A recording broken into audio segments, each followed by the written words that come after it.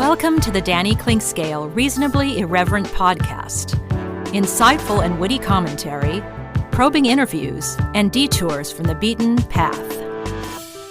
Welcome to Arts and Lifestyle Wednesday, presented by Cinematic Visions, and another edition of Danny and Tim's Music Scene. Always fun to catch up with Tim Finn. You can catch him at 90.9 The Bridge, and his Facebook page is great, and it has a treasure trove of music. If you like music and you're somewhat in our ballpark as far as age is concerned, or even if you're not, I think you find a lot of different things fascinating there.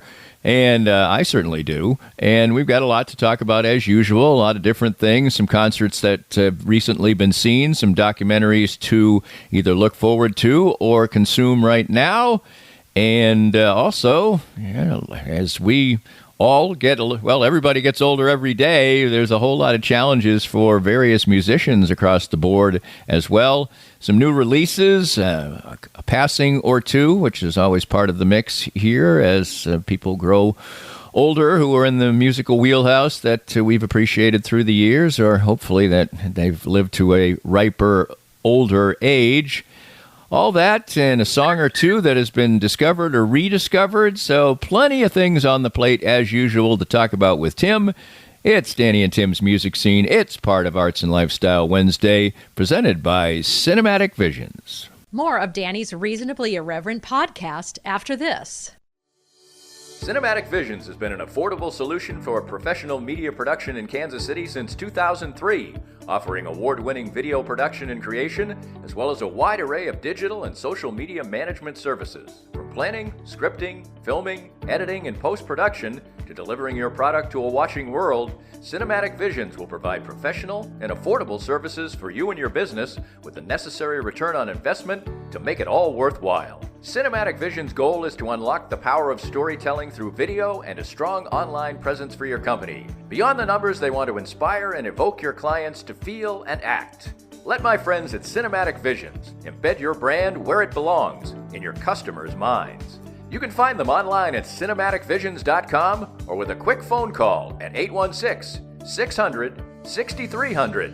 We're here at the 23rd Street Brewery with Matt Llewellyn. And Matt, basketball's over, football's still a few months away, but there's always fun to be had at the 23rd Street Brewery. Absolutely. We've always got something going on here. The games are always going on. It's a great place to come enjoy everything out on the patio. Beautiful scenery out there. Great beer. I've got a great brewer, great food. It's always fun here at the brewery. And the atmosphere is great and friendly and warm, too. We always want to make sure you're a lot happier when you leave than you were when you came in. Always fun here at the 23rd Street Brewery at 23rd and Castle. Make sure to come by when you're in Lawrence. If you'd like to join these and other fine sponsors and market your business on Kansas City's #1 rated podcast, contact us at danny@dannyclinkscale.com. Look forward to working with you. Welcome back, and let's kick it off, Tim, with something that you've seen recently, which is a triple bill concert at Starlight, which sounds like it was varied, but with a theme and kind of interesting. It was interesting. It was also blazing hot, so right. We missed Cat Power, who opened, and we could hear her finishing as we walked up. And she's just interesting. I like her music. I like some of her music. She does a cover record that was really good. She had some performance issues, stage fright, panic attacks. So she's obviously worked through that. She had a band with her. I guess I figured she would just be solo because she's done that fine. So I regret missing it, but we both worked and we were moving slow, so we didn't get to see her. Right. We got out there to see Modest Mouse. I'm not a big fan. So when I go to shows now, since I'm not reviewing and I'm not taking notes and I'm not looking around and noting the time, I told my wife, even when because we saw the Pixies headline when they started, I kind of noted what time they started, and I'm like, I don't need that anymore. Right. I'm not going to document how long the show was, but. So Modest Mouse, yeah, I get it why people love them, and lots of people do. They were a lot. I've only seen them once or twice, and I don't explore their music deeply. I like what they've done. They're one of the prototype, what we call indie alternative bands that they take music in a different place and give it their own flavor, their own brand. Mm-hmm. They were pretty noisy the other night, pretty jammy. And I guess I guess I knew that. I just hadn't listened in so long, and maybe because it was so loud, it felt raw. But boy, people were into it. There were probably 7,500 people there, so it was almost sold out. And a lot of musicians there, which is always a sign of something. I figured, well, they're here to see the Pixies, but it's like, no, I think a lot of people were here to see both, and that turned out to be true because not a lot of people left. Right. So, and then the Pixies, of course, I adore them because they are what I don't get out of Modest Mouse is I get from the Pixies, which is it's loud, it's raw, it's heavy, but it's poppy. Like there are sing-along melodies, and there was lots of singing along. I didn't realize how deeply my wife knew their catalog until Monday night because she knew like every one of except 2 or 3 songs, and was singing along, and they're singy alongy. He's a really great songwriter. Like she was pointing out, like he does stuff with the arrangements, like he puts the pre-chorus in a different place or the bridge. Like it's he's quirky with his song architecture. So just one more reason to love them. He really didn't say a word. I didn't care. Right. He's a man of few words. He's that kind of guy. But he also screamed all night. I don't know how his voice withstands. He's 59, so he doesn't look like he's going to slow down any soon at all. So, man, I'll definitely go back and see them. That was like reviving. It was so good to hear that music that didn't feel like it came from a certain time. Well, many of the things we talk about are from a certain time. Some are from right now, and some are both. And one is a new documentary that you've seen, or a recent documentary within the last year or two, about the Indigo Girls, which apparently is going to be hitting Netflix pretty soon. I don't know where it originally was released, but the Indigo Girls certainly had challenges in trying to break through and be what they are. And that sounds like ripe material for a documentary. Yeah, it is. And Amy Ray, it's Emily Seiler and Amy Ray, and Amy Ray saved pretty much. She's a Indigo Girl pack rat because she has saved everything, like cassette recordings of them when they were in junior high or whenever they first started. So there's a lot of photographs and footage and archival stuff. So maybe a little too much. I don't know. I'm not going to complain about it. What I got out of this was that it reminded me of how back then, how brave it was for them to be who they were so publicly, which was 2 gay women. They were not a couple, and they were joked about how everyone figured, well, aren't you married? Who's the husband? Whatever. It's like, no, we're not. We never have been, and don't want to be. But so they're dealing with all those stereotypes. But back then it was, and they were very provocatively outspoken and social justice, and it was in their songs, and they put up with a lot of guff from people who didn't like the verbosity of some of their songs, and they are pretty over the top. It's kind of like singing a protest lecture or something, but it all works. So it reminded me of that. They've been revived even more because Closer to Fine, their big song, was in Barbie, right? In really important times. It comes on when Barbie gets in the car on her transition from plastic to flesh, whatever. It's her anthem. So that has revived, brought in new fans, which is always good. I think it's in a commercial also right now. So I believe, yeah, of course. Like I think a family rides down the highway or something singing it or whatever.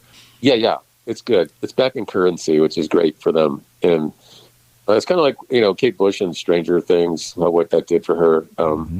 I love it when old music gets a new, younger ear and they go, oh, this is really great.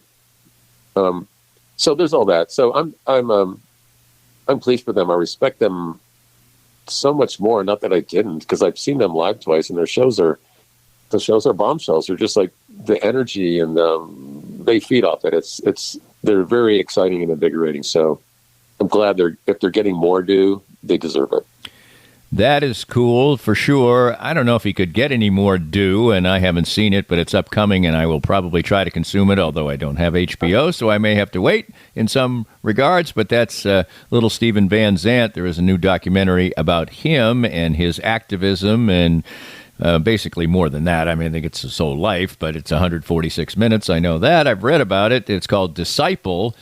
And I'm a fan of Little Steven. I can say that to my detriment, from what I've heard, I have never seen one episode of The Sopranos, because that was on HBO too. But I imagine everybody said he was great in that. But I've been a fan of his music. I liked his solo band when he left on his own volition, the E Street Band, which he definitely regrets now. Of course, he circled around and he's back in it.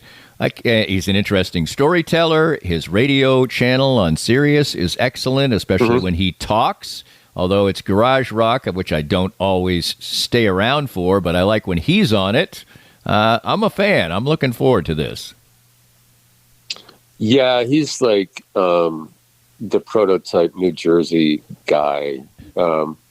He led me to The Sopranos. I probably would have discovered them anyway, right. But it was like 2 years into the show.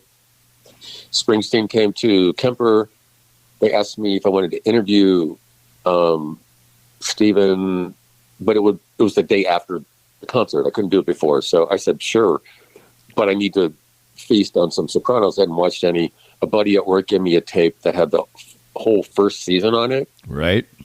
That's BC, right. VH1, BC. It was, old school. So much on it that it was really fuzzy and hard to see. But anyway, I watched the whole first season in one night. Like, I started at about 10, and at 6 in the morning, my wife was like, "Are you ever going to bed?" Like, I can't put this away. Like, so yes, he's stiff in it at first, and then as the show goes on, he's much better. He falls into his character. They define it better, but the series wouldn't be the same without him. And he is an interesting guy. He's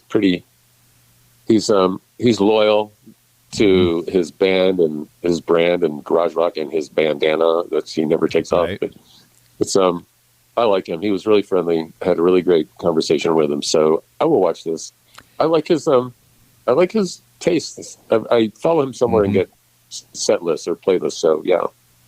Yeah, I like him too. One of his songs is called "Forever," which is one of my favorite underground type songs. It's a love song, and it's sort of typical, that type of music. A lot of horns. There's more maybe like Southside Johnny than the E Street Band, but he's sort of like a more.